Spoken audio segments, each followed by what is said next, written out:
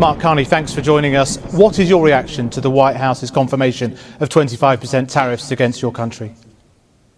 Well, look, I think President Trump probably thinks that we in Canada will cave in, but we are going to stand up to a bully. We're not going to back down. We're united, and we will retaliate. And the effect of this on the US and on Canada economically? Well, ultimately, the steps that the president is taking against Canada, contemplating, I guess, as well against Mexico, China, others, and threatening the world are going to rebound negatively on the United States. They're going to hit growth. They're going to move up inflation. They're going to raise interest rates. They're going to damage the U.S.'s reputation around the world. I mean, let's be absolutely clear. This is the second time in less than 10 years, less than 8 years, that the United States has, in effect, ripped up a trade agreement with it. It doesn't matter what else he says. I'm Frank Vaughn. It's August 25th, 2025. We went all in. Mark Carney went all in. 40-odd% of the electorate went all in on the trade war, went all in on this battle with Donald Trump, and assumed, wrongly, wrongheadedly, brain dead, you could say, assuming that the rest of the world was going to come with us, that the time to fight was here. I was actually concerned. I saw Mark Carney come in from Europe. I saw him get parachuted into this country. I saw him take over the leadership of the Liberal Party through a fraudulent process that they called an internal election, which saw most of the voters disenfranchised, which saw the only minorities. I'm speaking in leftist language. For those of you who don't adopt this language, let me speak in leftist language. They kicked out the only minorities that were running in the race in favor of all the white people, but that wasn't even good enough. They couldn't let the whites compete with the premier white guy, Mark Carney. I mean, it's crazy. Hypocrites all around. I was actually concerned because they were so all in. I was actually concerned because the overt takeover was so apparent. I thought, this is it. China and Europe, maybe, this is just one scenario, are about to take on the United States, bring global pain in an attempt to dethrone Donald Trump. But that's not what happened. That's not what happened at all. The likely scenario, the Occam's razor, was always that Europe would cut a deal, that China would appease the United States, because in the wake of Donald Trump, in 3.5 years when he's gone, America still exists. They all abandoned us. And we up here did this elbows up nonsense. We did boycotts. We screamed like Karens. We got real loud. We spit in the face of our greatest trading partner. And then we were abandoned by the world that we thought had our back. You know, it reminds me of a story one time when I was a young man. I was having a house party and things were getting out of control. So my neighbor came over and let himself into my basement and shut the breaker off of electricity in my house. Naturally, I got offended, but my neighbor at the time was a very tough man and he had very tough friends, but it was a violation of my territory, so I had to go and have a chat with him. So I gathered up a couple of my bros who were supposed to have my back, and across the yard I walked towards his house to confront him and his buddies. Well, I got there and I started the confrontation, only to realize that my bros who were at my back had left and gone back to the party, and I was there all by myself. I still made my point. I came out on top of it and everything was all right. That's Canada. Except Canada's not a 6'5" man like I am. Canada is like a 5'4" squidgy with pink purple hair, yelling hysterically from the street corner about social justice.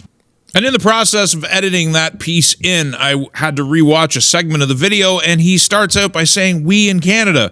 Mark Carney hasn't been in Canada for over a decade. He only got here recently, and he spends most of his time jet-setting around the world. You know what's interesting? Before we get to this clip, and then we discuss what's actually about to happen to Canada because of our hubris, because of our arrogance, because we don't know how to keep our mouths shut, because we don't know how to do statesmanship, because we don't have a nation. What really gets me, one of the biggest symbols of all, is because he got snubbed by the Americans, because Canada was not invited to the summit on Ukraine, which is basically what it was. All the European leaders were summoned by the United States. Zelensky actually put a suit on. He actually put a suit on to go and meet in the White House because everybody's acknowledged that the United States is still master, for now, of global affairs, and they all went to kiss the ring. And so they went to the White House, and Canada was not invited.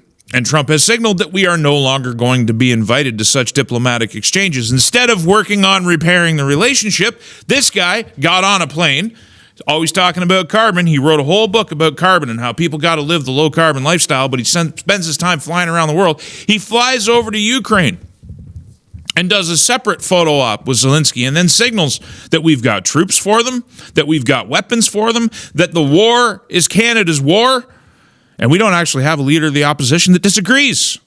Poilievre hasn't distinguished himself on Ukraine. I wish he would.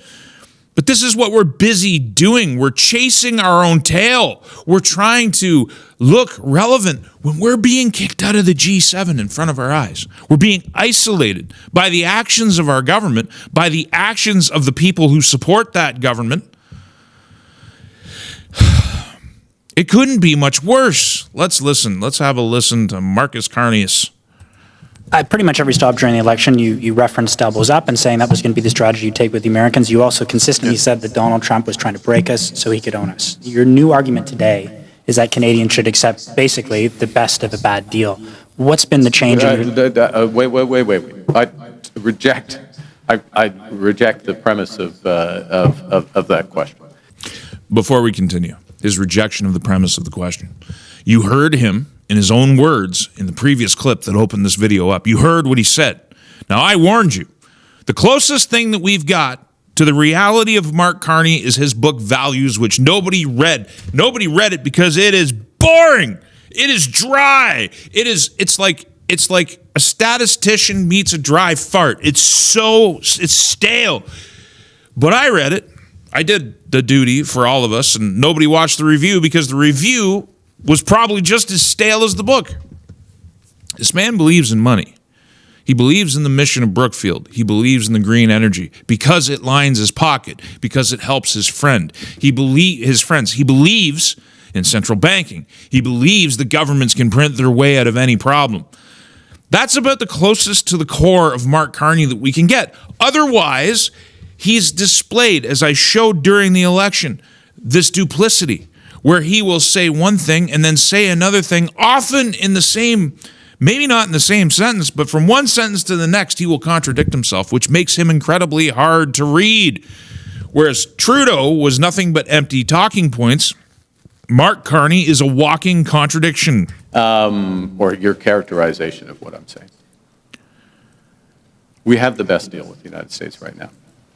Okay? We have the best deal. Look at the numbers. Our tariff is 5.5%. We have 85% of our goods are free trade. It's not what we used to have. Nobody has a deal with the United States that they used to have. Nobody does. They have fundamentally changed. It's their right. We respect it. They have fundamentally changed their trade policy. They have new objectives. And they haven't just talked about those objectives. They put in place tariffs, and they have signed a series of trade deals, including with the European Union, including with others. These are the same people who told us that Donald Trump was unpredictable. They still tell us that Donald Trump is unpredictable. I am trying to restrain my outrage because it's justified. They told us that he couldn't be read, but he told us exactly what it was he was going to do. He's also told us what the future looks like. Nothing unpredictable. Now, Mark Carney appears to agree with that sentiment, even though he opposed it only months ago. Trump has made a decision to change the direction of the United States vis-a-vis trade. He wants to bring the manufacturing home. He wants to start building things. He views the outsourcing of American manufacturing, the ability of America to make things, even the production of raw materials. He views those things as national security threats because, and here's the real trick. Actually, we'll go to the article. This is the #1 article being read on CBC right now. Trump says imports of wood products may pose national security threat to the United States, raising fears in BC. Industries in this country are already being devastated, not because of Donald Trump's change of direction, but because of the belligerence of our government and the belligerence of the opposition. This is a united effort to aggravate the Americans in every conceivable way. But when they tell us that Donald Trump is an unreliable partner, when they tell us more broadly that America is an unreliable partner, terrible messaging. The reality is we, Canada, have demonstrated how unreliable we are, how emotionally reactive we are, how stupid we are, as if it wasn't evident in many of the other decisions that we've made, which we're going to get into. Our reaction, the way that we responded, threatening to cut off 1.5 million people from hydro. Doug Ford said that with and hydro is electricity, for those of you who don't understand that term. Doug Ford said he would do that with a smile on his face. It's a crime against humanity. He gave a press conference where he was happy. He looked like a psychopath because, quite frankly, we're probably run by psychopaths. But this stuff lands. The Americans hear words like that and they're like, maybe we shouldn't be buying electricity from the Canadians when we can produce it ourselves. Maybe they might cut off supplies of things that we depend on them for, like softwood lumber. So maybe we should develop our own industries and try to replace them. Because, my God, the screaming pink and purple-haired Karen to the north might actually do something that damages us or modestly inconveniences us. Let's face this, we're talking about 7% of their economy. We can do damage where they can absolutely crush us. We've created the conditions where they have every justification to look at us as a national security threat. They didn't do this stuff to us. Remember, we tariffed. When Mark Carney talks about having the best deal, the USMCA, as much as we like to change around the acronym for virtue signaling purposes, when he says we have the best deal, you need to remember that we're the ones that spit on that deal. The Americans never tariffed USMCA compliant goods. They didn't do that. We did that. And we just rescinded that because it was, of all the stupidity that we've engaged in the last few months, that was probably the dumbest move. The Americans are now alerted to the fact that Canada is an unhinged lunatic on its northern border. We are a legitimate security threat. I've been telling you this. People have called me a traitor for saying it. I'm trying to wake you up. This is how we lose a country. This is how we probably lost our country. It's probably past tense now because I don't have any faith in the Canadian people, the majority. There's millions who get it, but there's millions more who don't, to wake up and understand that we are the belligerent in the situation. I don't think I need to belabor this point much more. This is like meeting somebody. You have a good first impression, but then you start to note red flags all over the place and you distance yourself. The Americans are waking up to the reality of what Canada has become, not what we were 10, 20, even 30 years ago, even 10 years ago, but what we have become under the radicals we keep electing, as well as the opposition that aligns with those radicals all too often. They need a big change. We need a big shakeup. If we want to save the country, things have to change so drastically that I am losing faith in the process. The status quo scares me, which is what they're delivering. But this is the agreement between the United States of America, the United Mexican States, and Canada. This is the agreement that Mark Carney references as the greatest thing since sliced bread, and the thing that we no longer have, largely due to our belligerence. We're losing this. We're not going to have it. But the United States, Article 32.1, General Exceptions incorporating the GATT Treaty of 1994, for the purposes of this agreement, Article 20 and its interpretive notes of the GATT Treaty are incorporated into and made part of this agreement. Mutatis mutandis, the parties understand that the measures referred to in Article 20 of the GATT include environmental measures necessary to protect human, animal, or plant and health. So the United States can invoke this article just based on the fact that we haven't gained control of our drug problem. We pose an actual legitimate risk to the health and safety of Americans because of the mass-scale drug trafficking, cartel infiltration, and triad infiltration of Canada, which goes to the highest levels of our government. This isn't some conspiracy theory. Sam Cooper published that article that I highlighted yesterday, where he talks about the fact that the RCMP and Canada Border Services didn't want to cooperate with the DEA about that super lab. They actively opposed it for years, not just a little amount of time, but for a long time. We've lost the face. Before any of this happened, we've lost face for sure. We've lost their faith of our partner, the United States. Before the modern context, before the trade war, we lost their trust. They stopped inviting us to meetings when it came to drug trafficking because they were convinced, as I've shown in my other videos with official documentation, that the Canada Border Services and the RCMP were compromised. Not everybody and not every person working there, but at the highest levels. That's what the Americans think. That's not necessarily what I think. I believe it. But that's what they think. Combine that with the hysteria that's been going on since. What would you do? We're like a rabid dog up here with no teeth and no claws. Temporary safeguard measures. This is Article 32.4 of the USMCA. A party may apply a safeguard measure, which is a measure described in paragraph 2 for a specified period, to a good imported from another party if, as a result of the reduction or elimination of a duty under this agreement, that good is being imported in such increased quantities in absolute terms or relative to domestic production under such conditions as to constitute a substantial cause of serious injury or threat thereof to a domestic industry producing like or directly competitive product. Why would the Americans continue to import softwood lumber from the rabid, toothless, clawless dog when they could just level up their own industry? This is a big problem for Canada that our politicians should be solving. Carney's about face when it comes to this trade agreement. Now all of a sudden it's the best, and that America is, I mean, it's so crazy to me. They told us we could replace America. On this channel, we told you that's a myth. They told us there was no drug problem, and yet they appointed a fentanyl czar, and they made all kinds of moves to actually pretend. They busted that lab after opposing the busting of that lab, and still there's only one person charged. And instead of justice and figuring it out, we're still arguing over whether he should get bail or not. It's kind of crazy. It's kind of crazy. There's so, you know what? I have we have the establishment. There's the national security exception. So this is Article 29.2. Forgive me if this is a bit fraught. I don't think we're going to go through it all. The national security exception says that if the United States interest is harmed under the agreement by the actions of the person they signed the agreement to, they can make adjustments, which is where the softwood lumber thing comes in. I wonder if all those CBC readers understand the situation not Trump, not the Americans, but our own government have put us in.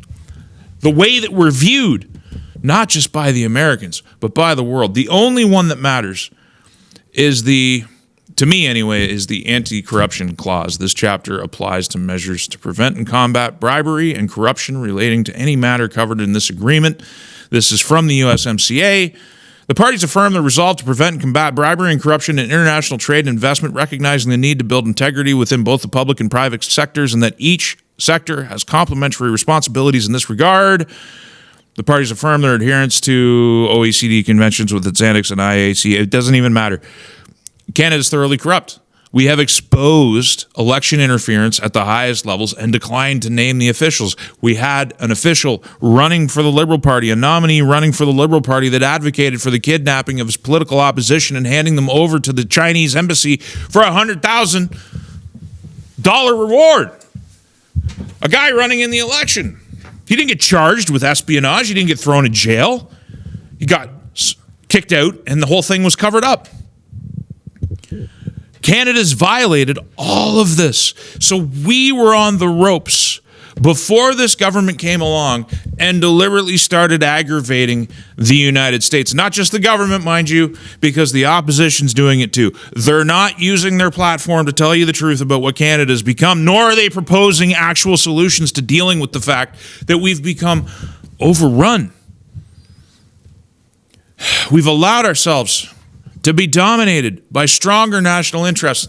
I want to focus here. The center of the world was once the Atlantic. It moved to the Pacific, and now anybody with vision is looking ahead to an increasingly ice-free Arctic. Now, I know there's some nuance here. Since 2012, the Arctic has overall added surface level sea ice. The thickness is diminishing. The Arctic's been melting for 10,000 years. If we stay in this interglacial period, it's going to continue that trend. It'll probably take longer than all the climate catastrophist prognosticators who want to regulate CO2 say, because they can't predict anything. Their predictions are basically that the world's weather patterns and climate systems will be unstable. Newsflash, they've never been stable.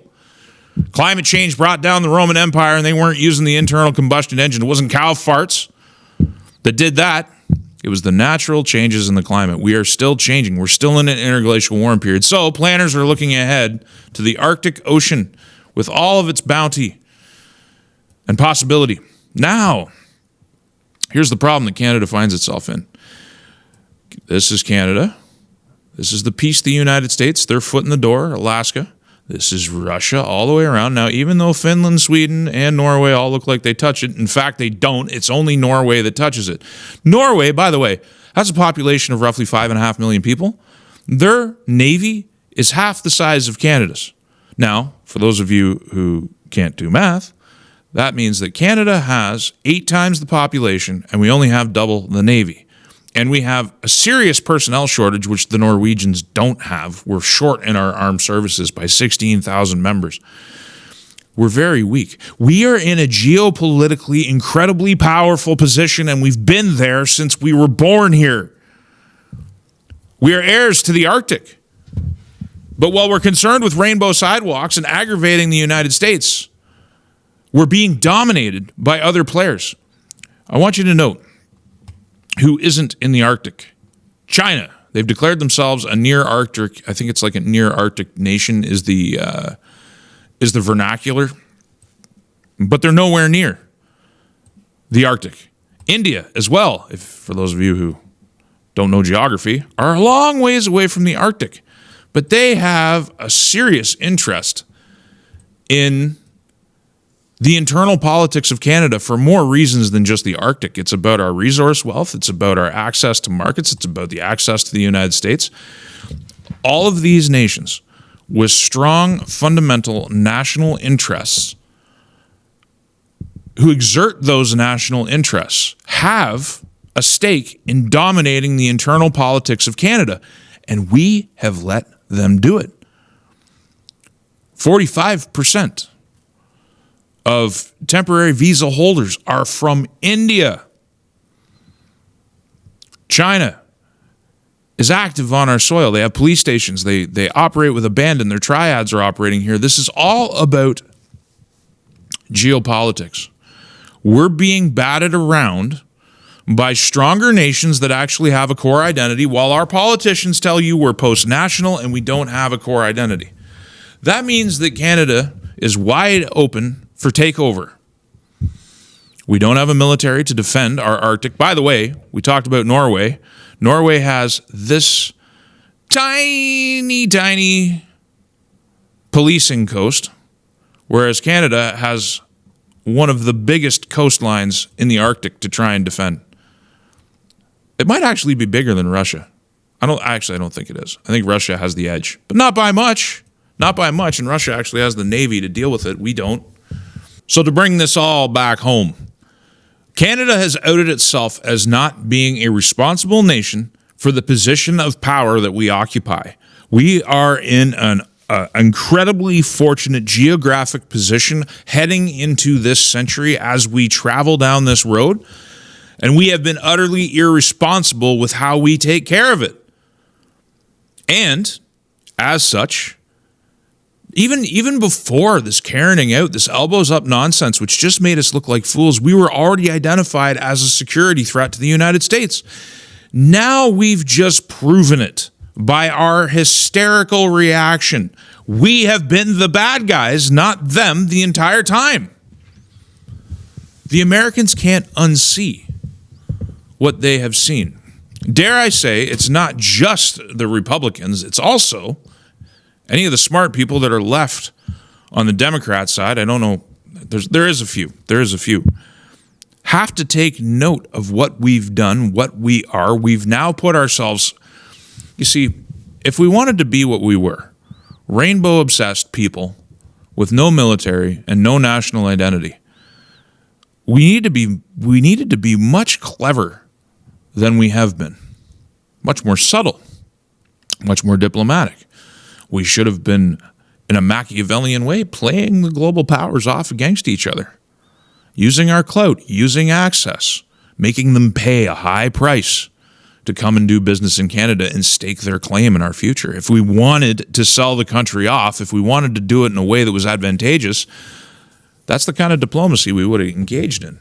Instead, we partnered up with China, one of the world's dictatorial states. We engaged in this terrible rhetoric with the United States, this absolutely irresponsible, belligerent rhetoric with our partners. We decided to mass import a slave class, which is what all the TFWs that are here, the temporary foreign workers, that's what they are. They're a slave class. Not only did they displace from Canadian people the ability to work and get gainful employment, they're being taken advantage of. They don't get paid a fraction of what Canadians do. The Canadians who are paying taxes, part of those taxes are being diverted to subsidizing to the TFW program. Terrible human beings manage these TFWs in their businesses. And if they don't do as they're told, if they don't work in squalid conditions, if they don't work for poor pay, they're threatened with deportation. You heard Sonny talk yesterday about how a lot of these poorly trained, can't speak English drivers are being thrown into commercial trucks, killing Canadians, killing Americans, and they're often being charged for the privilege. People are replying to want ads in India.